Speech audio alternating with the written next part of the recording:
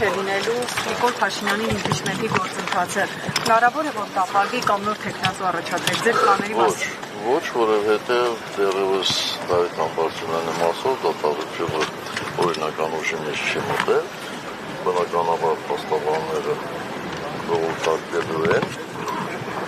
եւ այդ ընթացքում նա բոլոր իրավունքները պաշտպանում են, այնպես որ Դավիթ Համբարձումյանը մնալու է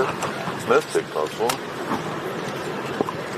իմպիչմենտի գործով որպես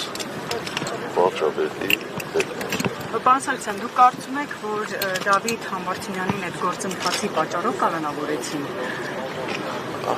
քաղաքական պատճառներով։ Ոչ միայն այդ գործընթացի, երկիր որոշման պատճառով։ Ես չգիտեմ, ես խնդրել եմ մեր Սարգսյանում իրավական հարցերով զբաղվողներին խնդրել տեսնել արդյոք այդ հոդվածով այդպիսի պատժաչափ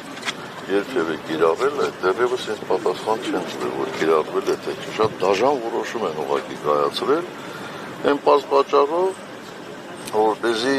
համաներումը որևէ ազդեցություն չունենա։ Պարոն Սարգսյան, ընտրություններին ամիսներ է ամրացել ընդամենը, մի քիչ կպատմեք ձեր պլանների մասին, օրինակ դաշինքներ, չգիտեմ, ինչ տարբերակներ եք մտածում, որ Նիկոլ Փաշինյանի իշխանությանը կուղարկեք, օրինակ,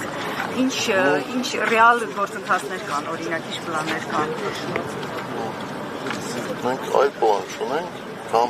քան իմպիչմենտի գործընթացը առաջ տանելը։ Եթե ուրիշներ այլ պլաններ ունեն,